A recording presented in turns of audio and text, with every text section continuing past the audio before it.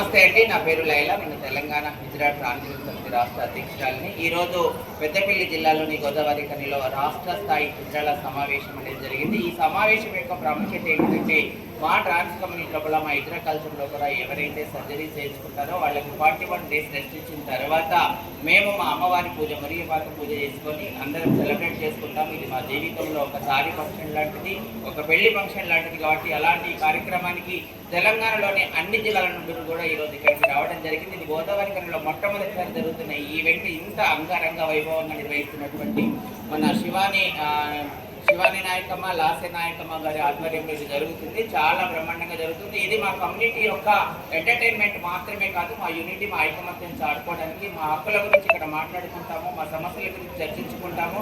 అట్లాగే ఇప్పుడు ప్రభుత్వం మనకి ఏం చేయాలి, నెక్స్ట్ ఏం చేయబోతుంది అనే దాని గురించి ఈ సమావేశంలో చర్చించుకోవడం జరుగుతుంది. ఈ సమావేశం గోదావరి ఖనిలో ఇన్ని సంవత్సరాల తర్వాత జరగడం అనేది మేము చాలా సంతోషంగా ఫీల్ అవుతున్నాము. మాకు ఈ మధ్యనే తెలంగాణ గవర్నమెంట్, మన ముఖ్యమంత్రి రేవంత్ రెడ్డి గారి సపోర్ట్తోనే ఇక్కడ గోదావరి ఖని రామగుండం ఎమ్మెల్యే గారు మా కమ్యూనిటీకి ఇక్కడ 32 మందికి ఇండ్ల పట్టాలు ఇవ్వడం జరిగింది. ఇది నిజంగా చాలా గొప్ప ఆశించదగిన విషయం.